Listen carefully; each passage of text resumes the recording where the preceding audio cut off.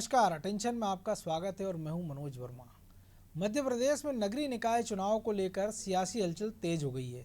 कांग्रेस ने जहां अपने 1 दर्जन महापौर पद के प्रत्याशियों के नाम लगभग फाइनल कर लिए हैं, वहीं बीजेपी में भी मंथन का दौर चल रहा है। पार्टी क्राइटेरिया तय करने में लगी है और कांग्रेस ने एक बैठक भी बुला ली है। दावेदार भोपाल से लेकर दिल्ली तक दौड़ लगा रहे हैं। भाजपा दावेदारों की शहर या वार्ड में एक्टिविटी देख रही है। जो पुराने मेयर पार्षद टिकट चाह रहे हैं, उनकी परफॉर्मेंस भी देखी जा रही है। खराब परफॉर्मेंस वालों के टिकट काटने की तैयारी है। वही महापौर के साथ हर वार्ड से 3-3 नामों का पैनल बनाकर पार्टी आला कमान को भेजी जा रही है। तो महापौर की दौड़ और दावेदारों में होड़, इस पर चर्चा करें उसके पहले देखिए खास रिपोर्ट।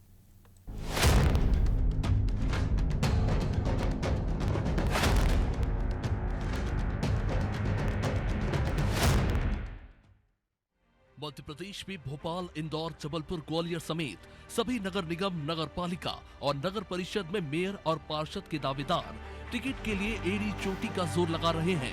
अपने आकाओं के साथ पार्टी दफ्तर में खूब भागदौड़ हो रही है, लेकिन पार्टियां फिलहाल कोई भी नाम तय नहीं कर पाई है। दावेदारों से बायोडेटा लेने के साथ कांग्रेस की वरिष्ठ नेता वार्डों में जाकर सर्वे करा रहे हैं। तो भाजपा ने भी टिकट बांटने का क्राइटेरिया तय कर दिया है। भाजपा के क्राइटेरिया में दावेदार की जनता के बीच अच्छी पैठ भी शामिल है। राजधानी भोपाल में भी टिकट बांटने से पहले हर पैमाना देखा जा रहा है। पिछले नगर निगम के चुनाव में बीजेपी के 85 में से 55 पार्षद जीते थे। वहीं महापौर की कुर्सी पर भी बीजेपी प्रत्याशी आलोक शर्मा काबिज हुए थे। अब की बार महापौर के साथ ज्यादा से ज्यादा पार्षद जीतने पर फोकस है। पार्टी के स्थानीय वरिष्ठ नेताओं के साथ प्रदेश पदाधिकारी भी मॉनिटरिंग कर रहे हैं। इसके साथ ही पूर्व पार्षदों को टिकट देने से पहले पुराने कार्यकाल के परफॉर्मेंस को भी जांचा जा रहा है। दावेदारों की कुंडली भी खंगाली जा रही है। उनकी छवि और आपराधिक रिकॉर्ड भी खंगाले जा रहे हैं। मंत्री, सांसद और विधायकों की रायशुमारी भी ली जाएगी। मैदानी फीडबैक के साथ साथ संगठन में मंडल स्तर के कार्यकर्ताओं की भी पसंद जरूरी है। हालांकि उम्मीदवार के ऐलान को लेकर बीजेपी प्रदेश अध्यक्ष वी डी शर्मा ने साफ कह दिया है कि जल्दी ही प्रत्याशियों का ऐलान कर दिया जाएगा। जल्दी होगा। देखिए, भारतीय जनता पार्टी दुनिया का सबसे बड़ा राजनीतिक दल है। भारतीय जनता पार्टी में हर प्रकार के कार्यकर्ता सर्वस्तरीय और सर्वव्यापी भूमिका में हम रहते हैं। और हमारे यहाँ तो कार्यकर्ता चुनाव लड़ता है, और एक नहीं, हमारे कई कार्यकर्ता इस योग्यता के हैं। लेकिन भारतीय जनता पार्टी अपने पद्धति के अनुरूप हर प्रकार के मंथन के बाद कौन कार्यकर्ता आज के समय के अनुकूल नगर निकाय के, नगर पालिका के, नगर निगम के, नगर पंचायत के लिए उपयोगी होगा, इस दिशा में हमारा मंथन, विचार मंथन, हमारी जो टीम है, क्योंकि भारतीय जनता पार्टी जो टीम स्पिरिट से काम करती है, हम सामूहिक निर्णय पर काम करते हैं। इधर कांग्रेस भी टिकट बांटने से पहले दावेदारों की कुंडली पर फोकस कर रही है। इसके लिए कांग्रेस नेता वार्डों में मीटिंग और सर्वे करा रहे हैं। भोपाल में लगातार मीटिंगें हो रही हैं। मंगलवार को भी एक साथ 12 वार्डों के दावेदारों की मीटिंग हुई। इन्हीं दावेदारों में से उम्मीदवार तय किए जाएंगे, जिसके लिए पीसीसी चीफ कमलनाथ जल्दी ही बैठक बुलाने जा रहे हैं, जिसमें प्रदेश के सभी निकायों के महापौर कैंडिडेट्स के नाम भी तय होने की उम्मीद जताई जा रही है। सही समय पर आ जाएगी। प्रत्याशी चयन हो चुका है, सारे नाम शॉर्टलिस्ट हो गए हैं और जिस नाम को अनुमति देनी है उस पर कमलनाथ जी की मोहर लगते ही वो नाम जारी हो जाएंगे। भारतीय जनता पार्टी का जहां तक सवाल है, वो सवाल उठाने के बजाय ध्यान दें कि सिंधिया गुट के दावेदारों को कैसे संतुष्ट करें, उमा भारती जी के दावेदारों को कैसे संतुष्ट करें, वी डी शर्मा जी, नरोत्तम मिश्रा जी, इन सब के बीच शिवराज सिंह जी अपने पसंद के प्रत्याशी का चयन कर पाएंगे कि नहीं। तो कांग्रेस पार्टी पर टिप्पणी करने के बजाय यदि आप अपनी पार्टी के बारे में विचार करेंगे तो ज्यादा बेहतर विकल्प जनता को दे पाएंगे। कांग्रेस में इंदौर, उज्जैन समेत कई मेयर के नाम लगभग फाइनल कर दिए गए हैं। बस अब इनकी घोषणा होना बाकी है। हालांकि भोपाल, ग्वालियर समेत कई जिलों में सिर्फ फुटअव्वल का दौर जारी है। भोपाल में तो पार्षद के दावेदार ही एक दूसरे से लात घूंसे चला चुके हैं, तो ग्वालियर में भी मेयर कैंडिडेट के चयन के दौरान मीटिंग में भारी हंगामा हो चुका है। बहरहाल अब देखना ये है कि दोनों दलों के नेता क्राइटेरिया में आखिर कितने खरे उतरते हैं और किसे जीत हासिल होती है। ब्यूरो रिपोर्ट, अनादि टीवी।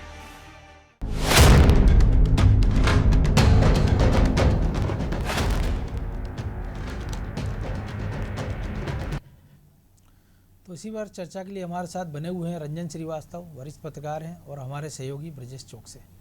तो सबसे पहले रंजन जी के पास ही चलेंगे और उन्हीं से समझेंगे कि आखिर दावेदारों की इस होड़ के बीच क्या कुछ चुनौतियां हैं दोनों दलों के सामने। तो रंजन जी, बीजेपी के सामने बड़ी चुनौती पिछली बार 16 के 16 महापौर उनके, और कांग्रेस पे आरोप हम हमेशा लगता रहा है कि वो प्रत्याशियों के चयन में बहुत देर कर देती है जी। एन टाइम पे नाम घोषित करती है। लेकिन इस बार वो बाजी मारते नजर आ रहे हैं, क्योंकि अगर इंदौर की बात करें तो संजय शुक्ला का नाम उन्होंने कई महीने पहले घोषित कर दिया था। औपचारिक ऐलान भले अभी ना हुआ, लेकिन उन्होंने प्रचार शुरू कर दिया है। लगभग 16 में से 12-13 सिंगल नाम उन्होंने लगभग तय कर लिए हैं, और जिन्होंने अपने क्षेत्रों में प्रचार शुरू कर दिया। और जो 3-4 नामों की बात हो रही है, वो भी संभावना है कि एक आधे दिन में उन पर मोहर लग जाएगी। लेकिन बीजेपी ने जो बैठक बुलाई थी उसको अभी टाल दिया। अब 11 तारीख को सांसद और विधायकों को भोपाल बुलाया गया, उनके साथ मंथन होगा, और ज्योतिरादित्य सिंधिया भी इस बैठक में शामिल होने वाले थे। लेकिन अब खबरें यही हैं कि वो अब भोपाल आने की बजाय सीधे ग्वालियर उतर जाएंगे। तो इन सब के बीच बड़ी चुनौती क्या, क्योंकि भले बीजेपी कह रही हो कि सामूहिक निर्णय होता है, दावेदारों की भीड़ है, अच्छे लोगों का चयन करना है, फिर क्राइटेरिया भी बनाना है, और फिर जो जेपी नड्डा की गाइडलाइन है, और जो नेताओं के अपने पट्टे हैं। जी नहीं, देखिए, जो बात आपने कही मनोज जी, दावेदारों की भीड़, भाजपा में प्रॉब्लम नहीं है, प्रॉब्लम ऑफ प्लेंटी, क्योंकि पार्टी सत्ता में है और उसका बेस लगातार बढ़ता जा रहा है।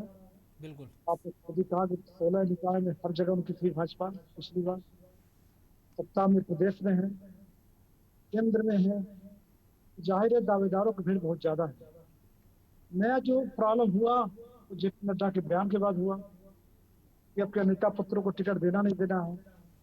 अगर नेता पुत्र हैं, पिता सक्रिय राजनीति पे नहीं है तो टिकट देना नहीं देना है, पिता का सक्रिय राजनीति पे है तो देना नहीं देना है।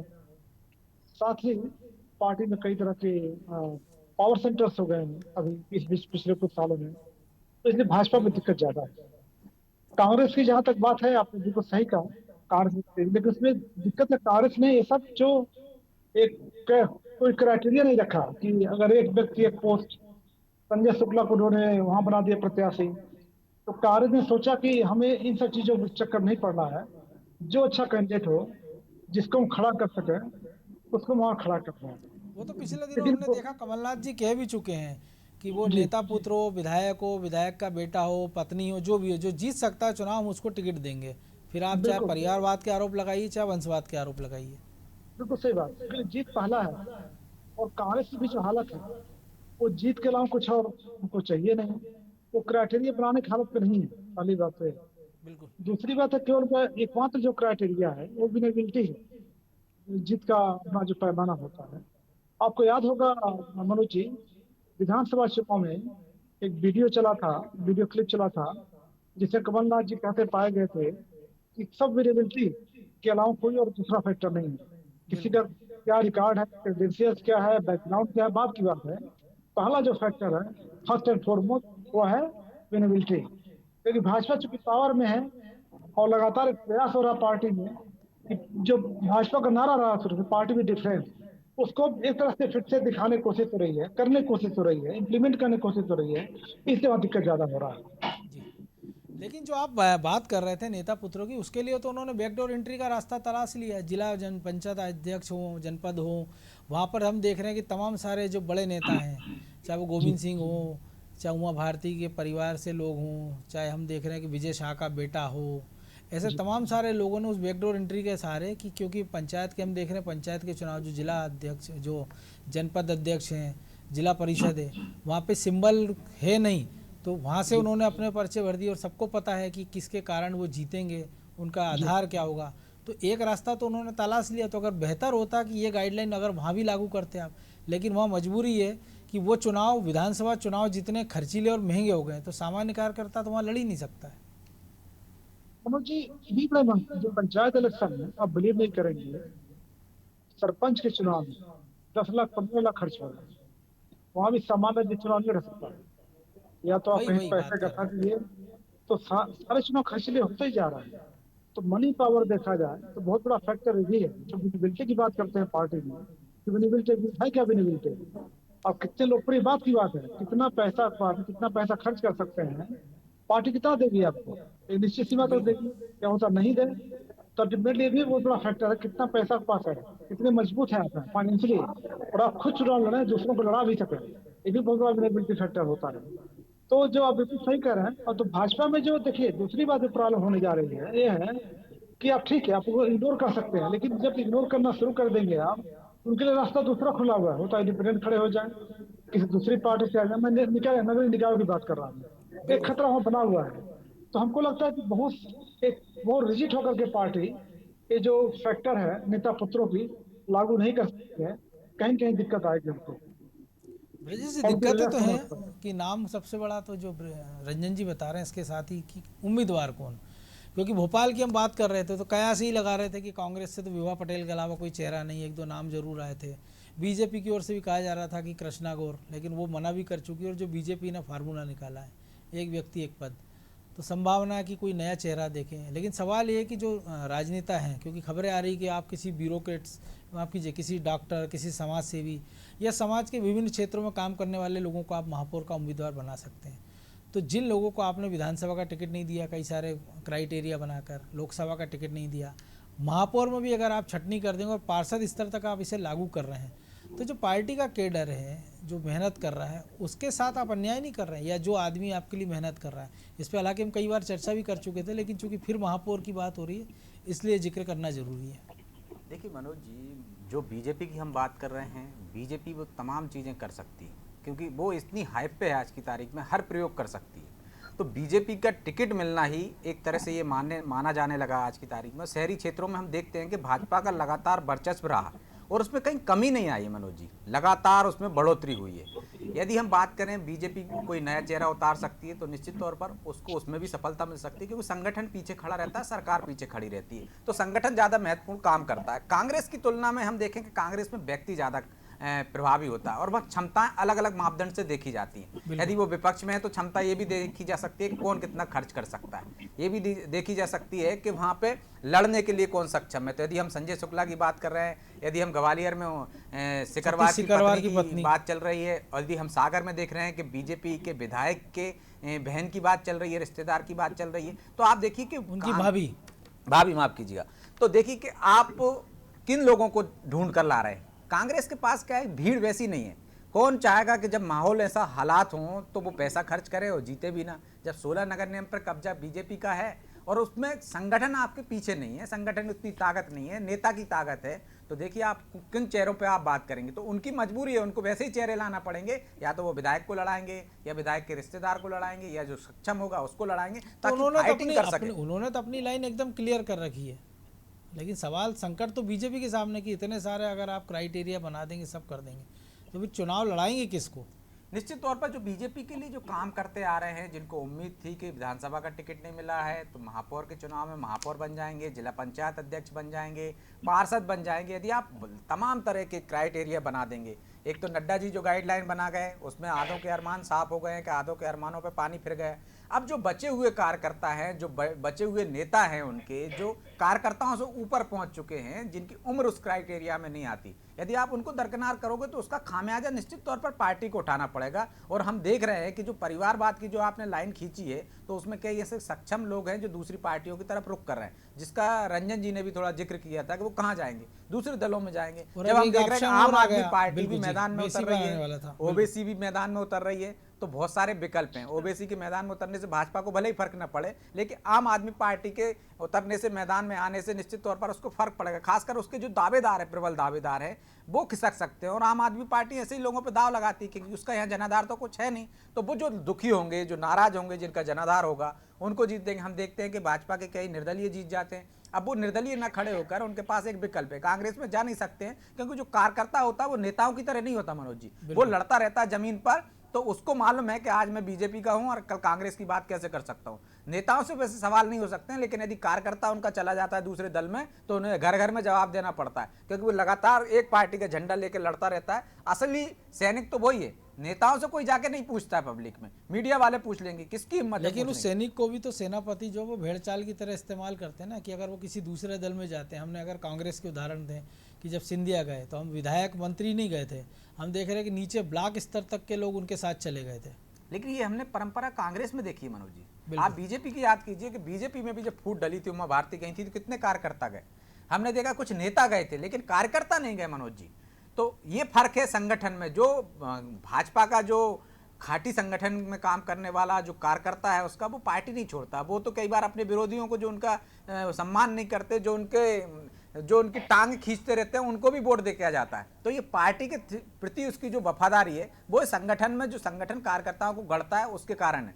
ऐसा कांग्रेस में नहीं। कांग्रेस में नेता के पीछे चलते हैं, उनको मालूम है जो कुछ भी कांग्रेस में मिलेगा वो नेता के आधार पर ही मिलेगा। पार्टी में आप कितनी मेहनत कर लेना, पार्टी का कोई माई बाप नहीं है वहां, तो सिर्फ नेता का पट्टावाज चलता है। यदि पट्टे हैं आप किसी नेता के, वो सक्षम है, तो वो आपको ऊपर तक ले जाएगा, नहीं तो आप लाख काम करते रहिए, नीचे ही पड़े रहेंगे, पार्षद का टिकट भी नहीं मिलेगा। आप देख ही रहे जूतम पेजार हो रही है। रंजन जी, जूतम पेजार हो रही, लेकिन कांग्रेस के नज़रिए से एक चीज़ और समझना चाहेंगे हम दर्शकों के लिए कि एक मौका है कांग्रेस के पास, अगर सत्ता का सेमीफाइनल अगर हम इसको कहें, कोई अतिशयोक्ति नहीं है, क्योंकि लगभग 1 सवा साल का वक्त बचेगा अगले विधानसभा चुनाव के लिए।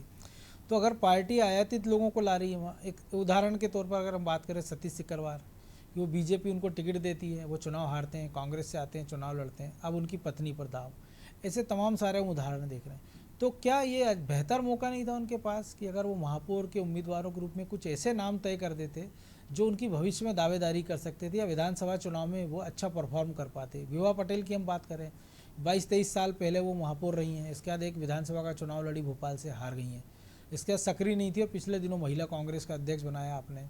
संजय शुक्ला की बात करें, सक्षम है, विधायक हैं, तो किसी एक नए चेहरे को आप खड़ा कर सकते थे, क्योंकि हम देख रहे हैं कि इंदौर की राजनीति में कांग्रेस के पास ना लोकसभा में कोई चेहरा है, विधानसभा में वही पुराने चेहरे हैं जिन पे वो बार बार दाव लगाती है लेकिन असफल रहती है। तो नई लीडरशिप को उभारते, क्योंकि उनके पास खोने के लिए कुछ नहीं है। अगर वो 16 में से 2-4 महापौर जीत भी जाते तो ये उनकी उपलब्धि होती, लेकिन वो 12-14 जिलों में ऐसे उनके पास लोग हो जाते जो विधानसभा में टक्कर दे सकते थे, जो लोकसभा में आपको उनको कैंडिडेट बना सकते थे। क्योंकि अब देखिए, लोकसभा की बात करें, भोपाल की बात कर लें, इंदौर की बात कर लें, ग्वालियर की, जबलपुर की, वही चेहरे कांग्रेस के बाद बार बार उन्हीं पर दाव लगाना पड़ता है, हार का सामना करना पड़ता है। अभी जयपुर में जो कांग्रेस का नव संकल्प सम्मेलन हुआ, इसमें संकल्प ये था कि 50% से ज्यादा पोस्ट है वो ऐसे लोगों को जाएगा जो 50 साल से कम उम्र के हैं। युवाओं को ऐसा बहुत अच्छा मौका था उस नव संकल्प को मध्य प्रदेश में लागू करते, क्योंकि वह अनिवार्य संकल्प था, कोई प्रदेश का सपोर्ट नहीं था। और बिल्कुल सही कहा, कांग्रेस के लिए मौका था। ये हो सकता समय नहीं हो चुनाव के लिए, इसलिए करना पड़ा हो जल्दबाजी में, लेकिन मुझे बिल्कुल ऐसा लगता है, आपकी बात से सहमत हूँ, कांग्रेस दांव खेल सकती थी। और कुछ ऐसे नए चेहरे आते, कुछ नई ऊर्जा आती, पार्टी में जो यंग चेहरे देखने को मिलते, इस विभा पटेल का मैं भी देख के चौंका कि भाई अब कब तक दांव खेलते रहेंगे एक पुराने लीडरशिप को।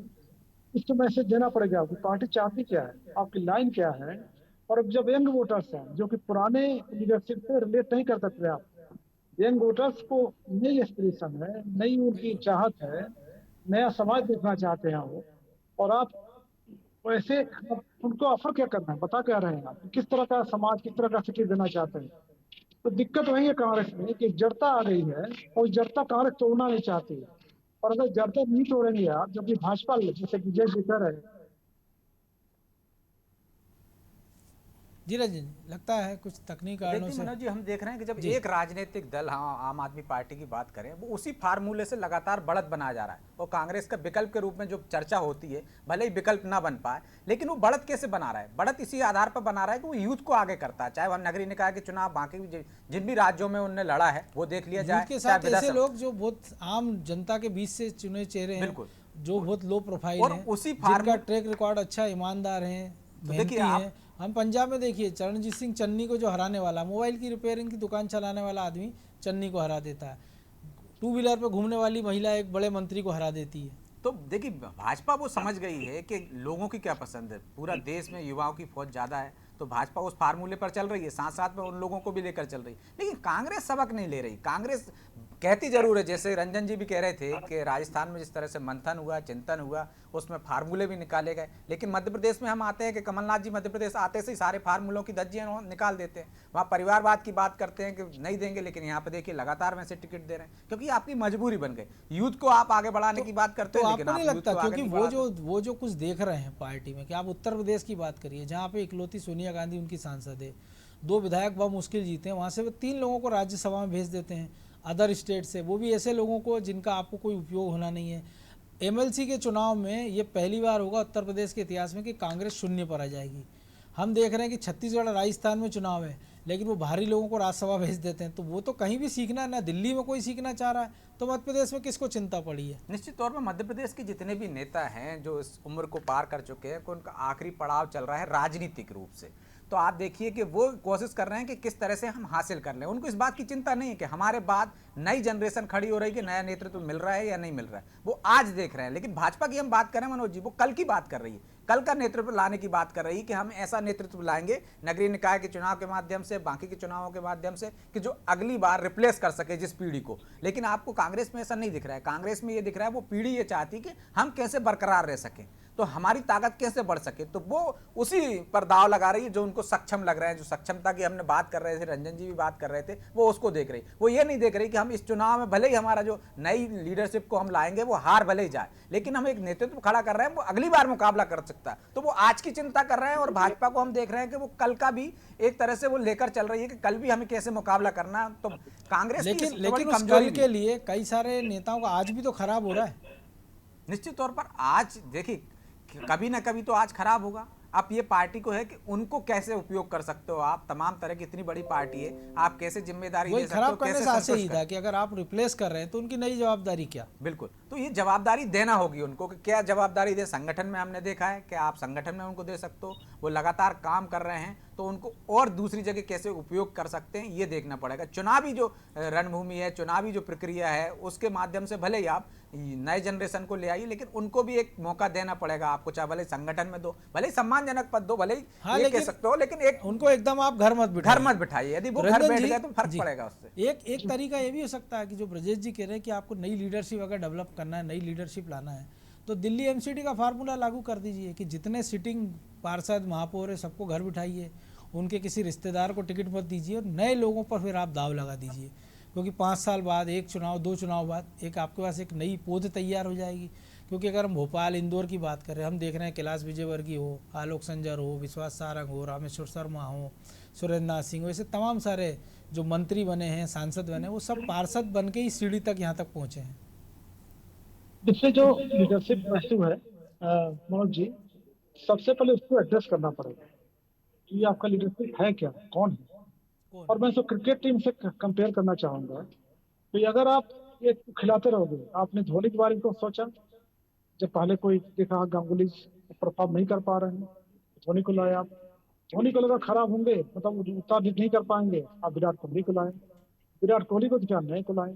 आपको समय रहते ही लीडरशिप पे वहाँ काम करना पड़ेगा। लीडरशिप पार्टी को आगे ले जाती है, वही मुद्दे को बढ़ाती है, जनता के बीच में अपील करती है, तो सबसे पहले लीडरशिप को करना पड़ेगा। तो जाहिर यंग को लाएंगे आप, यंग ब्लड को लाएंगे आप, नई एनर्जी को लाएंगे, खोजना पड़ेगा, उनके साथ काम करना पड़ेगा। और जो विजय शेखर सहमत, बड़ों को बैठाइए नहीं, उनको काम दीजिए ना, उनके अनुभव का फायदा उठाइए, दोनों को साथ लेके चलिए। देखिए बिल्कुल नई क्रिकेट में जो कोच बना देते हैं। क्रिकेट में भी तो वही है कि यदि आपका फार्म से आप आउट हुए तो एक समय बाद आपको रिटायर कर दिया जाता है। नहीं तो आपका धोनी तो बहुत अच्छा खेलते थे, सचिन तेंदुलकर बहुत अच्छा खेलते थे, चलने दीजिए, तो फिर नए को मौका कैसे मिलेगा? ठीक बात। लेकिन देखिए राहुल बैडमिंटन द्रविड़, लेकिन उसमें जोड़ रहा हूँ, बैडमिंटन जैसा भी ना हो कि नॉन प्लेइंग कैप्टन आपको गाइड करे।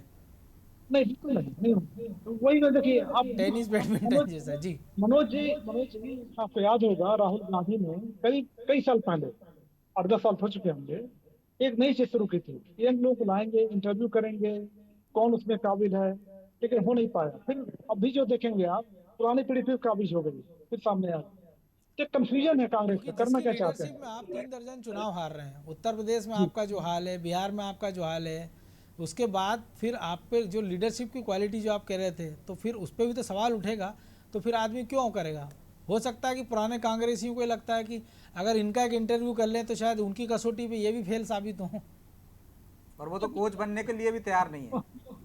दिक्कत वही, वो खेलना चाहते हैं, खेल का मैदान नहीं छोड़ना चाहते हैं। और जैसे आपने कहा था, उस पर एक चुनाव हारे, 2 चुनाव हारे, लेकिन पार्टी मजबूत होगी, आगे का भविष्य आपके लिए सुखद होगा, अच्छा होगा।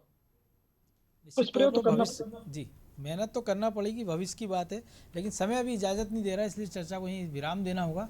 आप दोनों का बहुत धन्यवाद। तो निश्चित तौर पर कि बीजेपी बड़ी पार्टी है, तमाम सारे उनके महापौर रहे हैं, 16 के 16 नगर निगम में हैं, अभी भी उनके पास मौका और एक लंबी लीडरशिप उनके पास है, लेकिन फिर भी सवाल यही उठता है कि क्या उस लीडरशिप को या नई लीडरशिप को आजमाने का ये सही वक्त है। और कांग्रेस के लिहाज से भी अगर बात करें तो कांग्रेस के पास एक अच्छा मौका था कि वो अपने ऐसे चेहरों पर दाव लगाती जो भले इस चुनाव में उनको पराजय का सामना करना पड़ता, लेकिन आने अगले साल होने वाले विधानसभा चुनाव और 2024 के लोकसभा चुनाव में उनके पास भी कुछ अच्छे लीडरों की एक टीम होती जिसके सहारे वो बीजेपी को चुनौती दे पाते। अटेंशन में आज इतना ही, मुझे दीजिए इजाज़त और आप देखते रहिए अनादि टीवी। नमस्कार।